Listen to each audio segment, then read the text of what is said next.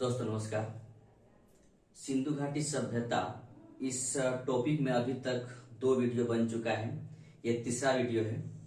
तो आप लोग चाहे तो जो पिछला वाला वीडियो ना देखे हो तो आप लोग इसी चैनल के माध्यम से आप देख सकते हैं। लेकिन एक बात ध्यान रखेंगे कि वो जो 2 वीडियो है वो उसमें स्टार्टिंग है सिंधु घाटी सभ्यता के बारे में, यानी उस सभ्यता की पूर्ण जानकारी दिया गया है। आप लोग देखेंगे, अच्छा लगेगा तो सब्सक्राइब, कमेंट और शेयर जरूर करेंगे। तो चलिए आज तीसरा वीडियो की तरफ चलते हैं। यानी आज जो मुख्य टॉपिक है वो है सिंधु घाटी सभ्यता या हड़प्पा सभ्यता का नगर योजना।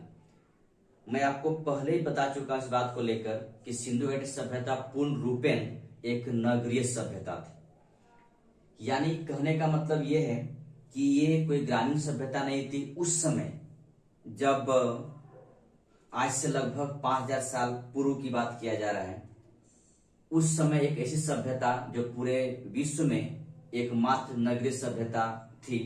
जब नगरीय सभ्यता थी तो इसका मतलब है कि नगर योजना होगी। यानी नगरीय सभ्यता है तो नगर योजना श्योर होगा। तो कैसा था नगर योजना, हम लोग इसके बारे में जानेंगे, समझेंगे, देखेंगे। तो मुख्य तौर पर याद रखें इस बात को लेकर कि पूरे विश्व में पहला एक सभ्यता हड़प्पा सभ्यता जो एक नगरीय सभ्यता थी, जो कि इस सभ्यता का सबसे महत्वपूर्ण, ध्यान रखेंगे, इस सभ्यता का सबसे महत्वपूर्ण विशेषता थी। सबसे महत्वपूर्ण विशेषता नगरीय योजना थी। याद रखेंगे इस बात को लेकर। तो कैसा था नगर, किस प्रकार नगर बनी थी, यहाँ की सड़कें कैसा था, नालियां कैसे थी, भवन कैसा था, इन सब के बारे में चर्चा किया जाएगा। ठीक है।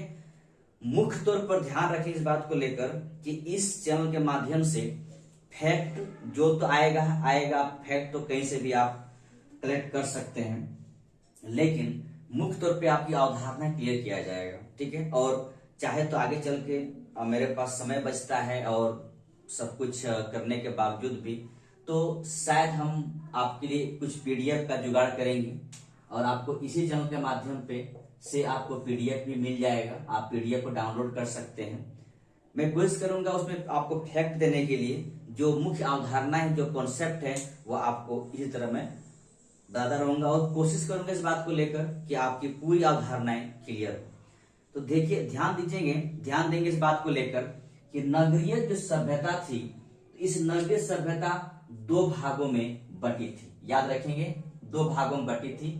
एक पूर्वी भाग और दूसरा था पश्चिमी भाग। ठीक है। पश्चिमी भाग 2 भाग में बटी हुई थी इस नगरीय सभ्यता। एक था पूर्वी भाग, दूसरा भाग था पश्चिमी भाग। याद रखेंगे, जो पूर्वी भाग था वो था नगर या आवास। ठीक है, नगर या आवास। याद रखेंगे इस बात को लेकर। कहने का मतलब ये है कि इस भाग में जो नगर था या आवास था, तो यहां पर लोग सामान्य तौर पे रहते थे। पूरी तरह नगरीय सभ्यता है तो नगर तो होगा ही। तो नगर और आवास जो था, यहां पर लोग सामान्य तौर पे रहता था। और दूसरा भाग था जो कि दुर्ग था। ध्यान रखेंगे, यह दुर्ग था। तो दुर्ग में कौन रहता था? शासक वर्ग। आप कह सकते हैं जो समृद्ध वर्ग के लोग होंगे, शासक वर्ग रहते थे। वैसे ध्यान रखेंगे इस बात को लेकर कि सिंधु घाटी सभ्यता में कोई शासक वर्ग के बारे में यहाँ पर जिक्र नहीं होता है। अगर होता भी है, अगर हम सामाजिक स्थिति को देखा जाए इस समय, तो यहाँ पर कोई जाति व्यवस्था नहीं था। यहाँ पर सिर्फ जो काम करता था उसी आधार पर इस समाज को बांटा भी गया है। तो हम लोग उसको बाद में देखेंगे। फिलहाल तो इस बात को देखेंगे, जो उच्च लोग हुआ करते थे, कह सकते हैं कि समृद्ध जो लोग हुआ करते थे वो दुर्ग में रहते थे। दुर्ग का मतलब क्या होता है? ध्यान रखेंगे कि आप एक घर बनाए, घर की चारों ओर एक 4 दीवारी खड़ा कर दिया गया। अगर 4 दीवारी खड़ा कर दिया गया, उसी को दुर्ग कहा जाता है। कहने का मतलब है आप एक महल बनाए, महल की चारों ओर ऊंची ऊंची दीवारें खड़ा कर दिया गया, इसी को दुर्ग कहते हैं। तो दुर्ग कौन बनाता है? उस तरह महल में कौन रहता है? एक समृद्ध व्यक्ति। ऐसे सिंपल नगर और सिंपल आवास में कौन रहता था? एक सामान्य तौर व्यक्ति। तो याद रखेंगे, सिंधु घाटी सभ्यता का नगरीय योजना में 2 भाग में बटी हुई थी। एक पूर्वी भाग था और दूसरा पश्चिम भाग। पश्चिम भाग दुर्ग था यानी समृद्ध लोग रहते थे, और पूर्वी भाग नगरी था या आवास था, यहाँ पर लोग ऐसे रहते थे। ठीक है, अब यहाँ पर कुछ फैक्ट है, इन फैक्टों को याद रखेंगे। दो जगह है, एक है लोथल, याद रखेंगे, एक है लोथल और दूसरा है सुरकोटदा। ठीक है, दूसरा स्थान है सुरकोटदा, कोटदा। ये दोनों स्थानों में दुर्ग और नगर दोनों मिला है, याद रखेंगे। इन दोनों स्थानों में दुर्ग और नगर दोनों मिला है। कहने का मतलब है कि लोथल में दुर्ग भी मिला और सुरकोटदा में भी दुर्ग मिला, लोथल में नगर मिला, सुरकोटदा में भी नगर मिला। इसका मतलब है कि यहाँ पर लोग सामान्य लोग भी रहते थे और शासक वर्ग या कह सकते हैं समृद्ध लोग भी यहाँ पर रहते थे।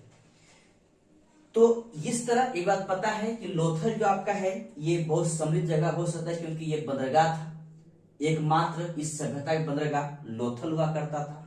ये स्थल जो है वो एक नदी, याद रखेंगे, भोगवा नदी किनारे बसा हुआ था, गुजरात में है। एकमात्र बंदरगाह यानी कहने मतलब सामान के आदान प्रदान यहीं से होता था।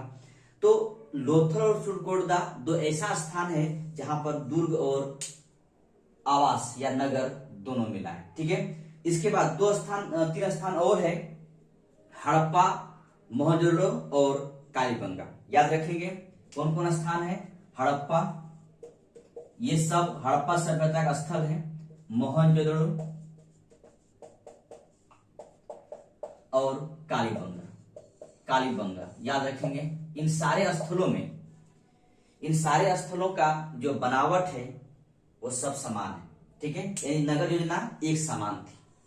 ध्यान रखेंगे कि हड़प्पा, मोहनजोदड़ो और कालीबंगा का जो नगर योजना थी वो समान था, इसमें कोई तरह की किसी प्रकार की कोई अंतर नहीं था। लेकिन एक अपवाद है, ध्यान रखेंगे। अपवाद इस बात का है कि कालीबंगा में जल निकासी प्रणाली बहुत मजबूत नहीं था। ध्यान रखेंगे, जल निकासी प्रणाली बहुत मजबूत नहीं था, और मजबूत था तो वहां पर कच्ची ईंटों का नालियां बनी थी। इससे आपको यह प्रतीत होता है कि कालीबंगा हो ना हो गरीबों की बस्ती था या गरीबों का नगर था। जब यहाँ पर एक बात कहा जा रहा है कि हड़प्पा, मोहनजोदड़ो और कालीबंगा एक समान था, लेकिन एक चीज वहां पर कमी है कि वहां की जो नालियां बनी हुई थी वो नालियां कच्ची ईंटों का बनी हुई थी। इससे ये हमारे इतिहासकारों द्वारा ये प्रतीत होता है, ये इतिहासकारों द्वारा ये प्रतीत लगाया गया कि हो ना हो यहाँ पर गरीबों का नगर था, गरीबों का नगर था। या देखिए सबसे बड़ी बात यहाँ पर है कि सिंधु घाटी सभ्यता के जो लिपि है उसको पढ़ा नहीं जा सका। तो जब पढ़ा नहीं जा सका, जो भी चीजें हम आज बता रहे हैं या कोई भी बताते होंगे, कोई भी टीचर बताते होंगे, तो उनको जो भी इतिहासकार ने लिखे हैं वो सारे का सारे चीजें पुरातत्विक तात्विक अनुसार जो भी खुदाई से प्राप्त हुआ है उसी आधार पर हम लोग पढ़ाते हैं और बताते भी, जो भी लिखा हुआ उन्हीं से संबंधित है। तो जब हम उसकी लिपि को नहीं पढ़ पाए तो उपाय क्या है? उपाय तो कुछ है नहीं, एकमात्र मेरे पास उपाय है कि जो खुदाई से प्राप्त हुआ है उन्हीं आधार पे कहा जाए। इसीलिए जब यह आप मेंस लिखेंगे, खासकर इस सभ्यता के बारे में कोई क्वेश्चन आता है इस बारे, तो आप कोशिश करेंगे कि एकदम कॉन्फिडेंस से नहीं लिखना है, कॉन्फिडेंस होकर नहीं बोलना है कोई चीज को। जो भी कुछ कहना है संभवता लगाना है कि हो सकता है, ऐसा हो सकता है, ऐसा होगा। जरूरी नहीं कि एकदम आप कॉन्फिडेंस होके लिख देंगे कि नहीं ऐसा ही था, ये जरूरी नहीं था। क्योंकि जो भी प्राप्त हुआ है वो उन वस्तु को हम आज से तुलना करते हैं, आज से तुलना करके हम उसको जिक्र करते हैं। ऐसा बात नहीं है पूरी तरह से एकदम कहने कंफर्म नहीं कोई चीजों के बारे में कि ऐसा ही हो सकता है, जरूरी नहीं चीजें। ठीक है, इस बात को ध्यान रखेंगे। अगला देखिए, जितने भी स्थल में जो भी स्थल मिला है उन सारे स्थलों में सब कुछ समानता है। एक घर में क्या होना चाहिए, आप बचपन में याद कीजिए, जो गांव से बिलोंग्स करते होंगे लोग, देखिएगा कि हर घर में एक आंगन होता था। शायद आज भी वो गांव जाएंगे तो आपको आंगन दिखाई पड़ जाएगा, हर घर में एक आंगन हुआ करता था। दूसरा चीज है कि हर घर में एक कुआं होता था, घर के बाहर में कुआं होता था, या अगर कुआं बनाने का संभव ना हो तो कोशिश करता था कि सामूहिक कुआं होता था। लेकिन हड़प्पा सभ्यता में ये देखा गया कि हर घर में एक आंगन, एक कुआं, स्नानागार यानी कहने स्नान का घर और रसोई घर, इतना तो होता ही था।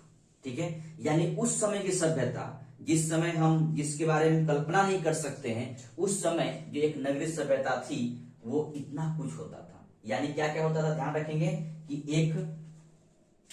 एक आपका आंगन होता था, ठीक है, कुआं होता था, साथ साथ में रसोई घर होता था, इसके साथ साथ में एक स्नानागार होता था। सोचिए इतना कुछ होता था। यानी आप एक ऐसी सभ्यता के बारे में सोच रहे हैं, बात कर रहे हैं जिस सभ्यता में इतना कुछ होता था। और वही अंग्रेज जब मेरे पास आए, ब्रिटिश शासन काल में आएंगे, तो वो कहेंगे नहीं, सबसे बड़ा सभ्य व्यक्ति तो मैं हूं, हम लोग हैं। यहाँ पर तो लोग ऐसे लोग रहते हैं जो पत्थर को पूजते हैं, तो ये करते हैं, वो करते हैं, लोग असभ्य लोग रहते हैं। उनको बताना चाहिए कि ये भी एक सभ्यता थी जो पूरे वर्ल्ड में एकमात्र नगरीय सभ्यता थी, जो कि भारतीय महाद्वीप में, याद रखेंगे। ठीक है, अगला आगे तरफ चलते हैं और देखेंगे, ध्यान रखेंगे इस बात को लेकर कि एक चीज तो ध्यान रखेंगे कि जितने भी हड़प्पा स्थल मिले हैं उन सारे स्थलों में एक समानता और है, उसका मुख्य दरवाजा और खिड़कियां, याद रखेंगे, मुख्य दरवाजा और खिड़कियां, मुख्य दरवाजा और खिड़कियां मुख्य सड़क की तरफ ना खुलकर पीछे की तरफ खुलता था। ऐसा क्यों है, आपके मन में आना चाहिए कि हड़प्पा सभ्यता जितने भी स्थल हैं उन सारे स्थलों से ये एक समानता दिखाई पड़ा कि इस घर का जो मुख्य दरवाजा होता था और खिड़कियां जो होती थी वो मुख्य सड़क पर ना खुलकर पीछे की तरफ खुलता था। ऐसा क्या है, ऐसा क्यों, ऐसा मतलब हुआ? तो इतिहासकारों ने लिखा हो तो पढ़ नहीं पाए, तो इतिहासकारों ने अपना एक लॉजिक यहाँ पे लगाया, हो ना हो उस समय चोरी डकैती का एक डर हुआ करता था कि अगर मुख्य दरवाजा हम सड़क के किनारे रखा जाए, सड़क तरफ रखा जाए, कहने मतलब मुख्य सड़क में रखा जाए, तो हो ना हो कोई चोर निकल रहा है, कुछ सामान लेकर भाग जाएंगे। उस समय थाना पुलिस तो था नहीं, सुरक्षा खुद को करना है, तो खुद को जब सुरक्षा करना ही है तो कुछ एक्स्ट्रा उपाय किया जाए। इसीलिए सारे हड़प्पा सभ्यता के जितने भी नगर थे उन सारे नगरों का मुख्य दरवाजा या खिड़कियां मुख्य सड़क पर ना खुलकर पीछे की तरफ खुलता। लेकिन इसमें एक अपवाद है, ठीक है, एक अपवाद ध्यान रखेंगे। वो अपवाद क्या है? लोथल। ठीक है, लोथल का जो मुख्य दरवाजा और खिड़कियां हुआ करता था, लोथल स्थल का जो मुख्य दरवाजा खिड़कियां होता था वो मुख्य सड़क की तरफ खुलते थे। इस बात को ध्यान रखेंगे। लोथल एक ऐसा शहर है जहां पर, ऐसा एक हड़प्पा स्थल है जहां की खिड़कियां और मुख्य दरवाजे मुख्य सड़क की तरफ खुलता था, ना कि पीछे की तरफ खुलता था। ठीक है, इसके आगे हम लोग चलेंगे, लेकिन इससे पहले इसको हम मिटाते हैं। दोस्तों ध्यान रखेंगे, आप लोग जुड़े रहेंगे इस चैनल के माध्यम से, आपको किसी तरह कोई भी दिक्कत नहीं होगी। और होती दिक्कत तो आप कमेंट करेंगे, मैं कोशिश करूंगा उसको सॉल्व करने के लिए। और ध्यान रखेंगे, आपको पूर्णतः आपकी पूरी क्लास अवधारणा बेस पे होगा। कुछ चीजें फैक्ट तो देना मेरी मजबूरी है, नहीं तो ना दे तो फिर दिक्कत हो जाएगी, तो इसीलिए फैक्ट देते हैं। और जो भी फैक्ट आपको और चाहिए, मेरे पास समय अगर रहता है तो मैं पीडीएफ बनाने की कोशिश करूंगा पीडीएफ बनाऊंगा। मैं आपसे इस बात का वचन देता हूं कि पीडीएफ में बनाऊंगा, लेकिन थोड़ा सा समय 2-4 महीना रुकिए, मैं आपको पीडीएफ भी बना के दूंगा। और चाहे तो आप लोग उसको लोड भी आपने डाउनलोड कर सकते हैं। ठीक है, तो आप लोग जुड़े रहेंगे, आपको आपका जो भी क्वेरी है आप कमेंट करेंगे और आपकी हम कोशिश करूंगा आपकी क्वेरी को आप सॉल्व करने के लिए। ठीक है, आगे चलते हैं। लोथल एक ऐसा स्थल जिसका मुख्य दरवाजा और सड़कें मुख्य दरवाजा और सड़कें मुख्य सड़क की तरफ खुलते थे। अपवाद है। ठीक है, आगे चलते हैं। दोस्तों अगला आपका एक फैक्ट की तरफ है, ध्यान रखेंगे कि मोहनजोदड़ो एक ऐसा बस्ती है, ठीक है, मोहनजोदड़ो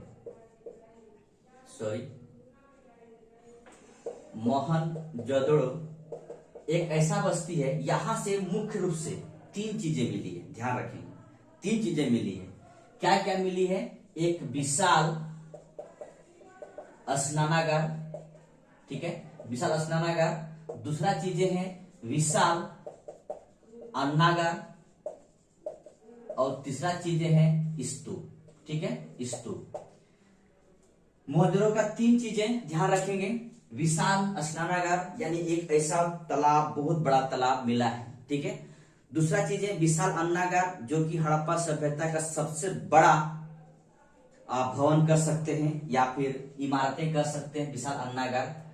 तीसरा चीजें मिली है स्तूप। याद रखेंगे स्तूप कुषाण कालीन है, ठीक है, स्तूप जो है वो कुषाण काल का है। एक बात और ध्यान रखेंगे कि हड़प्पा सभ्यता में कहीं भी मंदिर का अवशेष नहीं मिला, ध्यान रखेंगे हड़प्पा सभ्यता में कहीं भी मंदिर का अवशेष नहीं मिला है। एक बात जरूर ध्यान रखें इस बात को लेकर।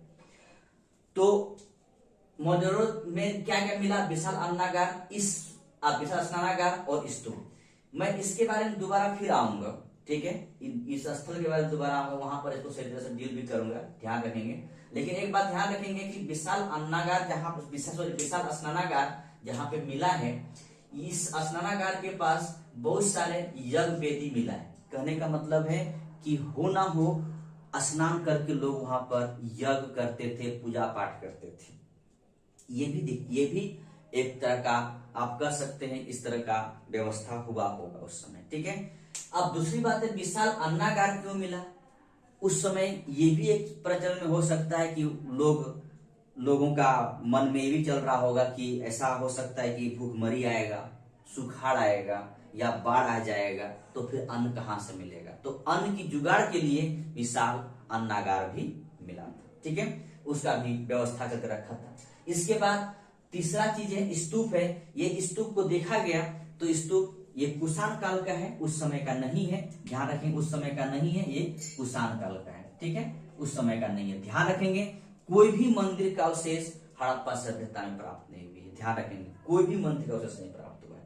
आगे चलते हैं, मुख्य रूप से हम सड़क को देखते हैं, ठीक है। उस समय की सड़कें जो होती थी वो समकोण पर काटती थी, ध्यान रखेंगे, समकोण पे काटती थी। कहने का मतलब है कि सड़कें ऐसी होती थी, ऐसे होता था, ठीक है, समकोण पर काटती थी। कहने का मतलब है कि सड़कें एक दूसरे को समकोण पे काटती थी, सड़कें इतनी व्यवस्थित था यहाँ का, ठीक है। आगे हम चलते हैं नालियों की तरफ। ध्यान रखेंगे आज जो नालियां बनती है और शहर में अगर बाढ़ जो आती है, उनका मेन जो कारण है नालियां जाम हो जाना। आप कुछ साल पहले देखे होंगे पटना में किस तरह बाढ़ आ गई थी। फिर पटना की बाढ़ को आप कोई भूल नहीं सकता, ये घटना शायद 2019 का है, आप लोग जानते होंगे। तो उनका मेन क्या था कि नालियां पूरी तरह से जाम हो गया। तो उसके बाद 19 के बाद आप जो भी पटना में रहते होंगे उनको आप देखे होंगे कि पटना में किस तरह नालियां को सुव्यवस्थित ढंग से फिर से ठीक ठाक किया जा गया सरकार द्वारा, ठीक है, अभी भी काम चल रहा है उस पर। तो उस समय की नालियां देखिए, जिस तरह आज हमारी नालियां होती है, घरों से जो नालियां क्या होती है, घरों से जो नालियां होती है, छोटी नालियां होती है, इसको मोरी कहा जाता है, ठीक है, मोरी कहा जाता है। छोटी नालियां क्या होती है, एक इससे बड़ा नालियां मिलती है, मेन होल पे जाके मिलती है। इस मेन होल के आगे ये जाकर बड़ी और नालियां मिल जाती है, और ये नालियां जाकर आके किसी नदी या किसी समुद्र में या फिर बड़ा सागर में जाकर इसको बहा दिया जाता है, ठीक है। तो जिस तरह आज नालियां हैं उस तरह उस समय नालियां होती। आज की बहुत जगह नालियां आपको दिखाई पड़ेगा, मैन होल खुला हुआ है, ढका हुआ नालियां नहीं है, लेकिन उस समय की नालियां यानी हड़प्पा सभ्यता की नालियां पूरी तरह से सुव्यवस्थित और ढकी हुई थी, याद रखेंगे, ठीक है, सुव्यवस्थित और ढकी हुई थी। और याद रखेंगे घरों की जो नालियां को क्या कहता था, मोरी, ठीक है, याद रखेंगे मोरी कहा जाता था। और घर की नालियां उससे बड़ी नालियां में, और उससे बड़ी नालियां फिर बड़ी नालियां मिलकर आगे चलकर वो नदियों में मिला जाती थी। लेकिन हर जगह पर मैन होल हुआ करता था, ये भी ध्यान रखेंगे। तो मैन होल में जाकर वो नाली को मतलब पानी को गिराता था, ठीक है।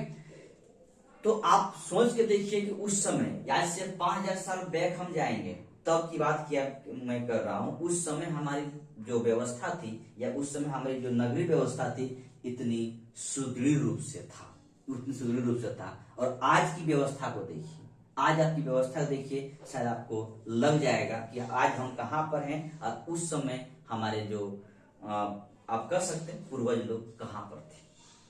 तो आज हम कहाँ हैं, उस समय हम कहाँ थे। ठीक है, कोई बात नहीं है, आज भी हम अपने आप को ठीक करने जा रहे हैं, कोशिश मेरी जारी है, ठीक हो जाएगा, सारी नालियां ठीक हो जाएगा। शहर में बाढ़ आने की मेन कारण यही होता है। ठीक है, कुछ भवन बने थे इस समय, उस भवन को भी देख लीजिए। उस समय कुछ भवन बने थे, यानी सिंधु सभ्यता की भवन। तो भवन जो बना था वो 3 प्रकार के भवन बने थे। ठीक है, भवन 3 प्रकार बने थे। एक भवन था आवासीय भवन, ठीक है, जहां पर लोग रहता था। आवासीय भवन आज भी बनते हैं, आवासीय भवन आज भी लोग वहां रहते हैं।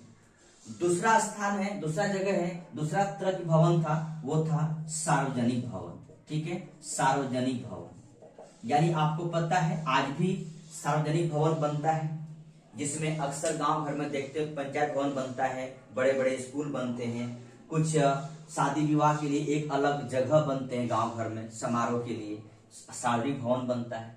और तीसरा प्रकार की जो वहां भवनें थी हड़प्पा सभ्यता में, वो बहुमंजिला भवन थी। ठीक है, बहुमंजिला भवन थी, यानी बड़ा बड़ा भवन जो कि अनेक अनेक इमारतों में था, ये सॉरी अनेक अनेक फ्लोर में था। ठीक है, तो ये 3 प्रकार की भवन देखा गया सिंधु सभ्यता में, 3 प्रकार भवन देखा गया। ध्यान रखेंगे, एक आवासीय भवन था, दूसरा सार्वजनिक भवन था और तीसरा बहुमंजिला भवन था। ठीक है, अब यहाँ पर एक बात और देखेंगे, इन सार्वजनिक भवनों पर मुख्य तौर पर आपको अभी भी बताया यहाँ पर स्नानागार। ठीक है, स्नानागार जो सार्वजनिक भवन था, अन्नागार ये भी सार्वजनिक भवन था। ठीक है, सार्वजनिक भवन था। तो आप देख सकते हैं कि आज जिस तरह पटना में गोलघर बना हुआ है, क्या था गोलघर बनाने का, क्या गोलघर क्यों बनाया गया, आपके मन में चलना चाहिए, क्योंकि हो ना हो सरकार को ये लग रहा होगा कि देश में अकाल होगा, विपत्ति होगा, उस समय इसका उपयोग किया जाए अन्नागार का।